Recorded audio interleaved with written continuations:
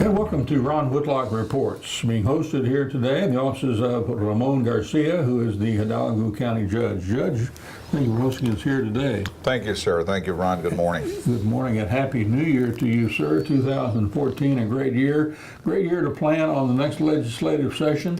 What are the needs of Greater South Texas, aligned from Laredo, Corpus down to the border region as we go forward, and the priorities particularly of your county that might fit into the overall region? Ron, as county judge of Hidalgo County, the seventh largest county in Texas, we're one of the fastest growth areas in the country. We're going to be concentrating on economic development and any legislation that helps us accomplish that. Unfortunately, we also are home to the largest indigent population in Texas, and that's where much of our county's tax resources go to. From our standpoint here at the County Commissioner's Court level, this year we were faced with a deficit, a $21 million budget deficit that we had to overcome. It was challenging. We were not able to overcome the total amount. We needed to resort to going into our fund balance once again. Fortunately, we had some resources there, but we're not going to be waiting until budget time this next year. We're going to be starting in January, trying to address the needs for the upcoming year. You're talking about the indigent population. Now, the indigent population to you is a challenge budgetarily, but the indigent population for the future of Texas is critically important, because those indigent kiddos in the colonias, in some cases, are the future of Texas going forward into the future, because they are going to be the EMTs, the college professors and others on the northern half of the state, in the future of the Lone Star State. And the rest of the state, in some cases, no, they don't get that, don't understand it. Well, the numbers are clearly there. The demographics as we going into the next decade are going to show a tremendous increase in the number of Hispanics in Texas, and that's going to be affecting many of the electoral races, whether they be local, state, or federal. You know, Judge, we're seeing a lot of the statewide office seekers, many seeking re-election, Senator Cornyn and Attorney General Abbott and others coming to the region in an extraordinary way, often, almost every week in some cases. Why do you think they're doing that? Do they in reality finally understand the importance of the people of the border region? We had a record turnout in the last election cycle. We had over 152,000 people vote in Hidalgo County. That's what's getting the attention of these statewide office seekers. Good, great. So, and we're very pleased and proud of our community for understanding and appreciating the importance of voting and making time to go vote. That's what those kind of numbers are what are going to help us in our discussions with the elected officials in trying to get our share of the resources that are made available by both state and federal government. What else does Hidalgo County and Webb County and Nueces County and the other South Texas counties need that might be in concert legislatively in Austin next session? Anything else? Well, comes to mind? There's infrastructure needs. I mean, all you got to do is just go get on our freeways between 4 and 7 in the afternoon and 7 and 9 in the morning, and anybody will appreciate the problem that we presently have, and it's growing. So we need more money for more roads, more that kind of infrastructure. This last session we did well. Our legislators were able to obtain more money than we had in the past for new roads, that new IBTC road that's going to connect all the bridges. Once the truck traffic really gets going here into our area, when Mexico finishes that new highway they're talking about, which is going to be pretty soon, we got money set aside by the legislature to construct a new road from Valverde a main artery next to that Valverde Road that will extend from South Donna, where the bridge is. We're going to get a road connecting all of the bridges, and the one from Donna will go up north to Expressway 83, and then keep on coming north to Monte Cristo Road, and eventually make its way to 490, where connect with the Edinburgh Airport. And to a big degree, that was with a lot of support and work back channel and front channel, in particular by Mondo Martinez. Mondo was very responsible, and I give him the credit for that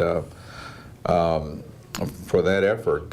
You know, for the first time, we've been able to sit and make a meaningful contribution by being at the table. By that I mean, Mondo was able to become the vice chair of the Transportation Committee, and he was involved in the wheeling and dealing and the dividing of the resources throughout the state, and he was able to have enough influence that by the end of the session, or towards the end, you know, the people were asking him, well, Mondo, thank you for the help, but what is it that your area needs? We'd like to get involved in helping you.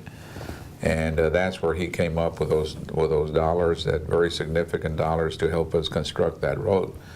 But besides that, you know, education is going to be, I mean, that's going to be the key to our success. Has been and will keep on being, and we need more resources, more dollars being spent in the area of education.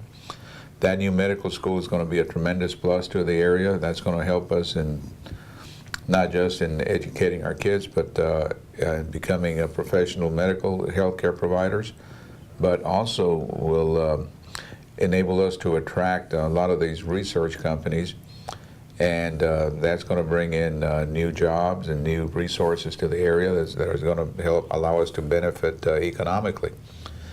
And at some point, we're going to need to start focusing on a new courthouse. And those are dollars that we're going to have to worry about how we can put them together. It's about a $110 million project. Well, first of all, there's a tremendous need. This is not a luxury item.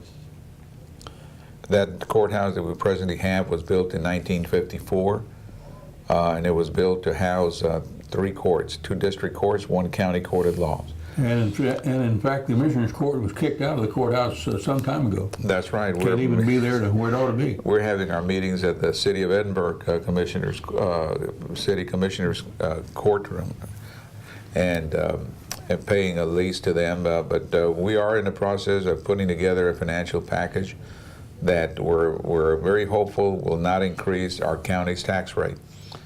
Unfortunately, Hidalgo County has one of the largest tax rates in Texas, and but we have not raised our tax rates in 12 years. We have no intention of increasing our tax rates. We want to do whatever construction of infrastructure that is needed. We want to be able to get that done within the present tax rate, and all of the commissioners are hopeful that that can be accomplished.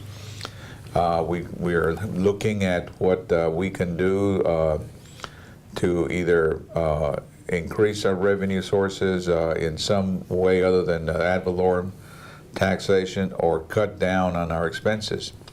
The biggest factor that we see that can occur that will affect our budget is going to be cutting down on our expenses. We've been visiting with Ramon Garcia, who is the county judge for Hidalgo County, Texas, in the Rio Grande Valley of South Texas. Ron Whitlock Reports will continue in a moment. Thank you for joining us here on Ron Whitlock Reports with Ramon Garcia, looking at 2014 for South Texas, one of South Texas' largest counties, Hidalgo County, Texas. Welcome back to Ron Whitlock Reports. We're with Hidalgo County Judge Ramon Garcia in Edinburgh, Texas. Thank you for having us and hosting us here at your office here, Judge. Ron, now, welcome. Judge, looking at South Texas as a region, from Laredo over to Corpus Christi, then down to the Rio Grande River, where we're speaking to you here today. We're somewhat a little bit north of the river in Edinburgh, Texas in particular. A little bit safer, I guess, from the old days when there were banditos coming across and so forth, and when some of the revolution was going on in Mexico. We have a lot of things happening in South Texas that are very exciting, Judge. We have Eagle Ford Shale, $67+ billion in economic activity. People living right here in the Rio Grande Valley working in Eagle Ford Shale, all kind of job creation going on and so forth. A challenge over water, how's water being utilized, and the fracking, what's going to happen to the water for agriculture, ground, and surface. Out of those particular issues, which are the ones that you're most concerned about? Is it water that concerns you more than anything else? Well, water is it's our basic need, and we have to be concerned about any industry or any issue that impacts the water situation as it presently exists.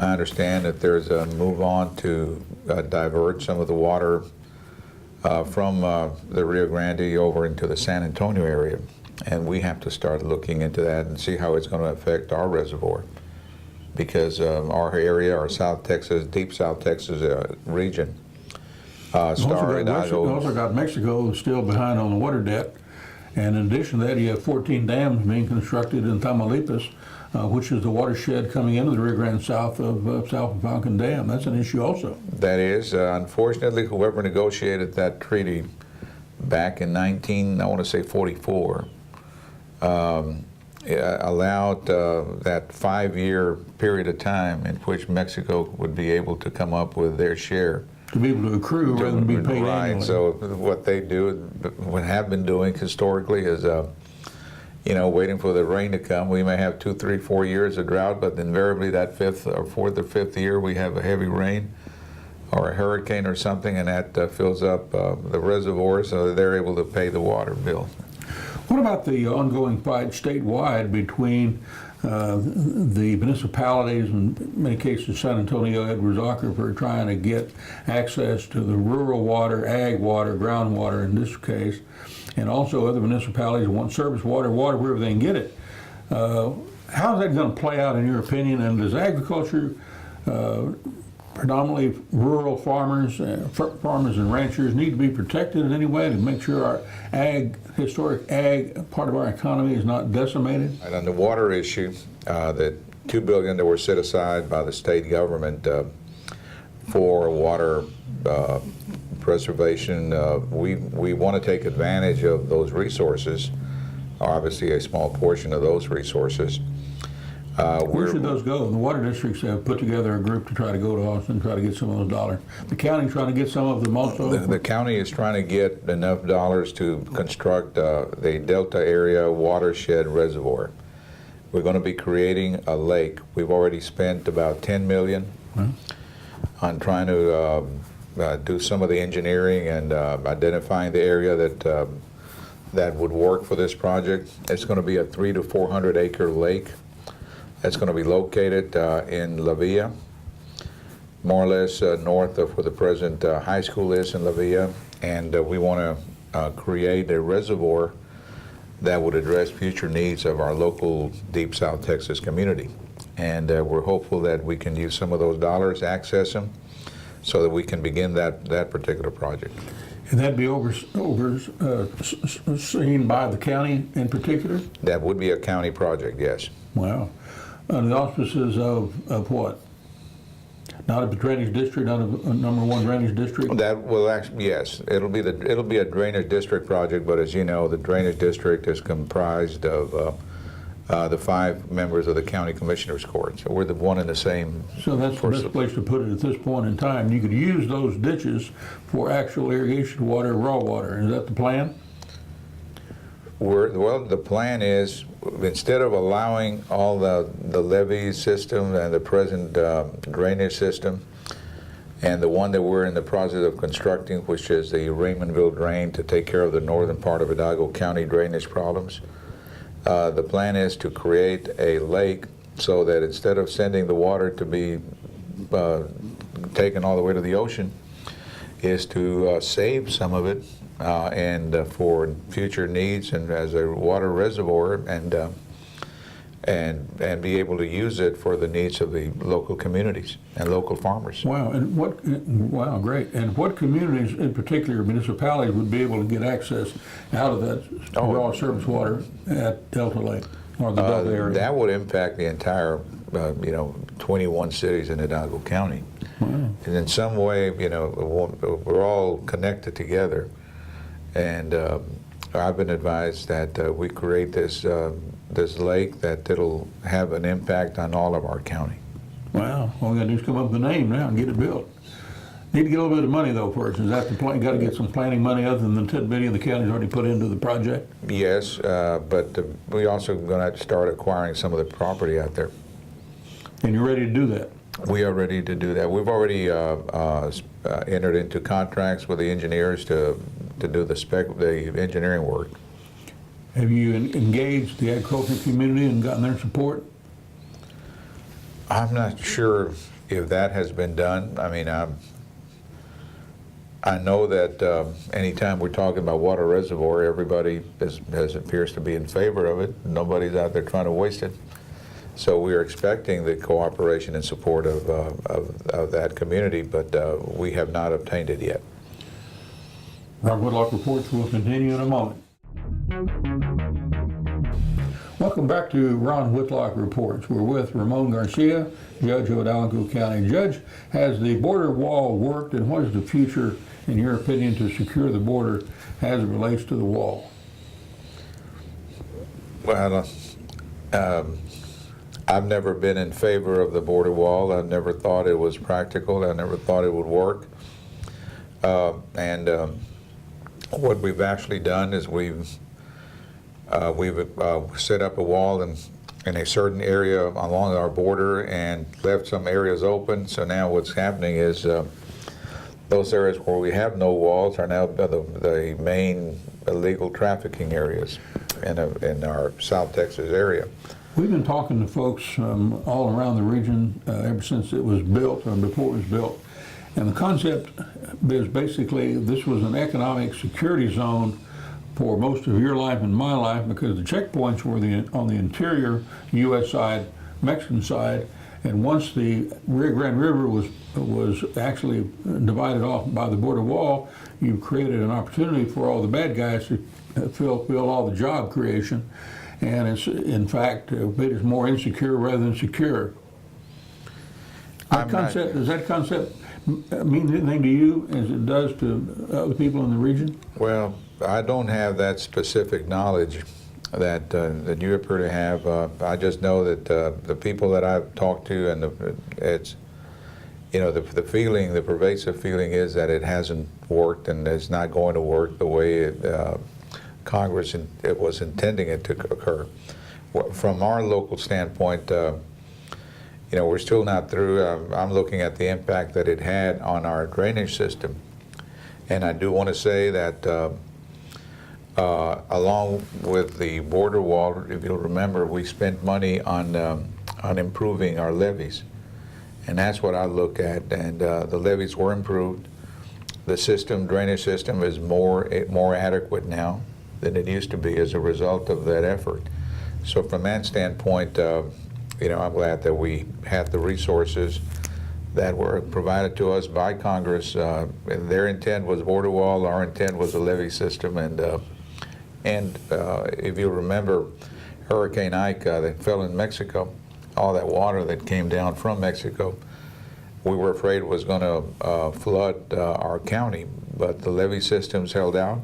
We didn't get any water in Hidalgo County, but yet the levees were full and taking the water all the way down to the bay. Judge, we've had a large number of our pumping facilities of the irrigation districts, all the way from Mission down to Mercedes and Weslaco, attacked from the other side or by the cartel trying to escape back into Mexico. Are you concerned about these sole source water pumping facilities being so vulnerable, sitting right on the banks of the Rio Grande? Well, we're concerned about the crime, the security. We took a poll. That was about 3 years ago. And the number one issue that was affecting the lives of the majority of the people here in Hidalgo County, at least, was the crime issue. Crime prevention, crime security, and it's paramount in people's minds that because it affects us all. But to talk to you about a particular issue involving these water pumps, I think we're just looking at the big picture from my standpoint and not isolated issues like that.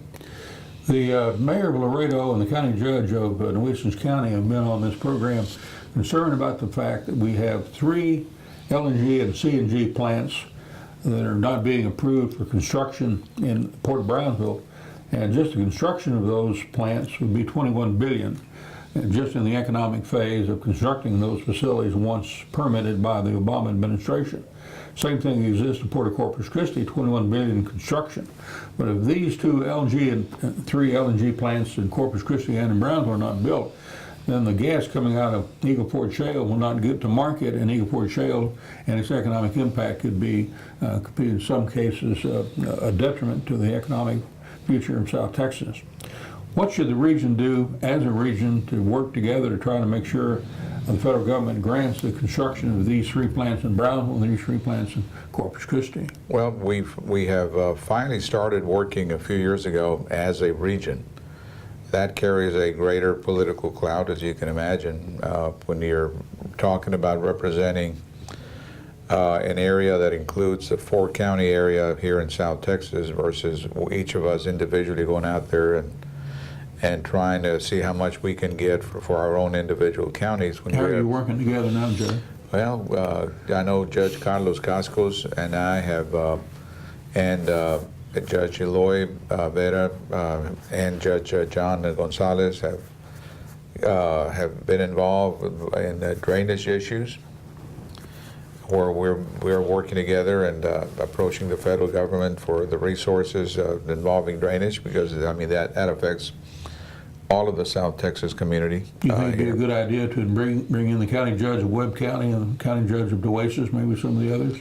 Well, I'm not sure if that would be a good idea when we're talking specifically about drainage. But when we're talking about transportation issues, the economic development issues and transportation, about the need to connect all of the South Texas community with a way and a means of being able to travel, take their goods, from the border down to, well, all the way to Canada.